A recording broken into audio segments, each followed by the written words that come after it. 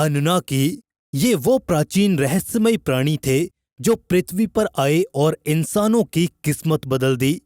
Anunnaki का नाम सबसे पहले प्राचीन मेसोपोटामिया की सुमेरियन सभ्यता में मिलता है, जो आज के इराक में थी। ये सुमेरियन लोग करीब 6000 साल पहले बसे थे। वे दुनिया की सबसे पुरानी सभ्यता थे और उन्होंने क्ले टैबलेट्स पर क्यूनिफॉर्म लिपि में उन रहस्यमयी जीवों की कहानियों को लिखा है, जिनमें अनुनाकी को देवताओं के रूप में बताया गया। अनुनाकी वो देवता या एलियंस थे जो आसमान से धरती पर आए थे। सुमेरियंस का मानना था कि उन्होंने ही हम इंसानों को बनाया, हमें खेती, विज्ञान और निर्माण का ज्ञान दिया और फिर अचानक ही गायब हो गए। और आज हम इस रहस्य की गहराई में जाएंगे। अनुनाकी आखिर कहां से आए थे और उनका मंगल से आखिर क्या कनेक्शन है। सुमेरियन माइथोलॉजी में अनुनाकी को आकाश यानी स्पेस से उतरने वाले देवता बताया गया है। लेकिन क्या ये सिर्फ एक कहानी थी या इसमें कोई गहरी सच्चाई छिपी है?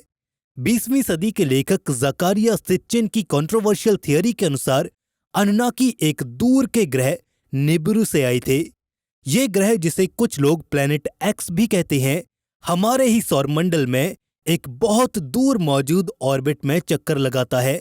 सिच्चिन का कहना है कि निबिरू हर 3600 सालों में पृथ्वी के करीब आता है और यही वो समय था जब अनुनाकी ने पृथ्वी की यात्रा की थी। लेकिन निबिरू की कहानी में आखिर मंगल ग्रह कैसे जुड़ गया? क्या मंगल ग्रह अनुनाकी का बस एक पड़ाव था या कुछ और? सुमेरियन लेखों में अनुनाकी को बेहद शक्तिशाली और बुद्धिमान बताया गया है। उनकी टेक्नोलॉजी इतनी एडवांस थी कि वे इंटरस्टेलर ट्रैवल कर सकते थे। सिच्चिन का दावा है कि अनुनाकी ने मंगल ग्रह को एक स्पेस बेस की तरह इस्तेमाल किया था।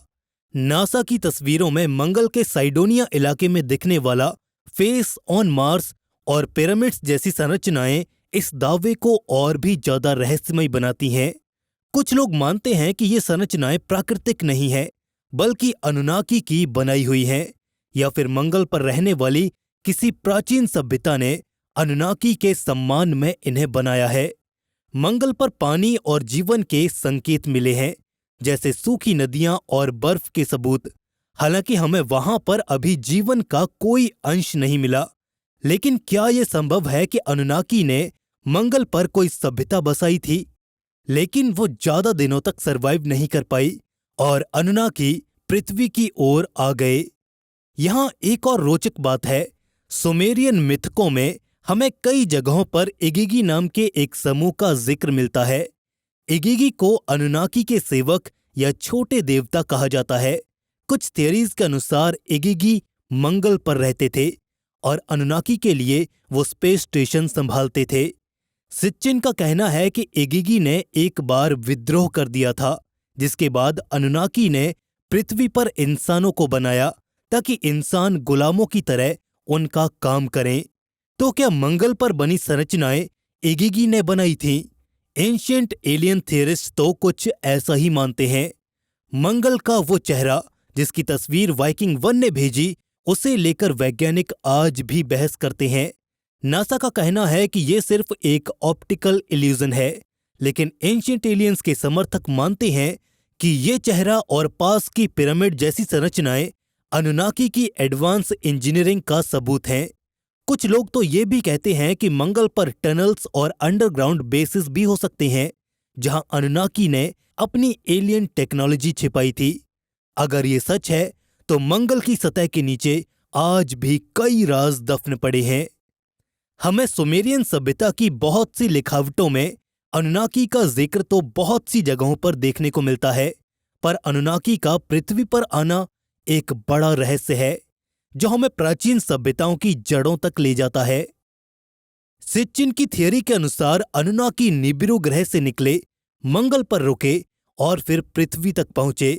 वो धरती पर करीब 4.5 लाख साल पहले आए थे, जब पृथ्वी पर इंसान अभी विकसित भी नहीं हुए थे। लेकिन वो यहां क्यों आए थे और धरती पर आखिर उन्होंने क्या किया? सुमेरियन कहानियों के अनुसार अनुनाकी का लीडर अनु था, लेकिन एनकी और एनलिल जैसे देवता मुख्य थे। एनकी को पानी का देवता कहा जाता था, जो क्रिएशन से जुड़ा था। वो मेसोपोटामिया के इलाके में उतरे थे, जहां उन्होंने अपना बेस बनाया। सिच्चिन का कहना है कि अनुनाकी को गोल्ड की जरूरत थी।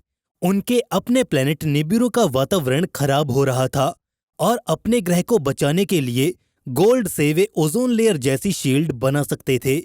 इसीलिए वे पृथ्वी पर गोल्ड माइनिंग के लिए आए थे। अफ्रीका में कई एंशिएंट माइंस मिले हैं जो हजारों साल पुराने हैं। कुछ लोग मानते हैं कि यहीं पर अनुनाकी की माइंस मौजूद थीं और यहीं पर प्राचीन इंसान इन माइंस में काम करते थे, अनुनाकी के आदेशों पर। अनुनाकी की गतिविधियां मिस्टीरियस थीं। उन्होंने इगिगी को माइनिंग का काम सौंपा, लेकिन इगिगी ने जब विद्रोह कर दिया तब एनकी ने इंसानों को बनाया। सुमेरियन टेक्स्ट में एनकी ने एप लाइक क्रिएचर से जेनेटिक इंजीनियरिंग की और होमो सेपियंस बनाए। क्या आपको ये बाइबल की जेनेसिस थियरी से मिलता हुआ नहीं लगता, जहां गॉड ने आदम को बनाया? अनुनाकी ने इंसानों को स्लेव की तरह इस्तेमाल किया अपने गोल्ड के माइनिंग के लिए, लेकिन उन्होंने नॉलेज भी दी, खेती करने, लिखने, गणित, विज्ञान और निर्माण का ज्ञान दिया। खुदाई में मिले सबूत बताते हैं कि सुमेरियन सभ्यता बहुत ज्यादा एडवांस थी। पहिया, कैलेंडर, एस्ट्रोनॉमी, क्या ये सब अनुनाकी की ही देन हो सकती है?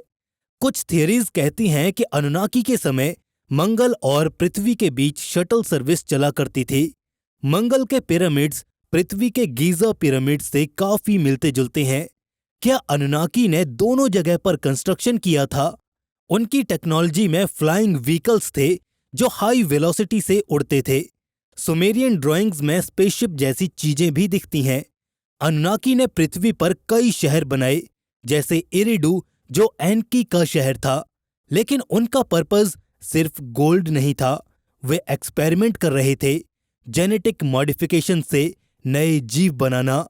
और ये सबसे चिलिंग है, अनुनाकी की एक्टिविटीज प्राचीन मिस्र से मेल खाती हैं।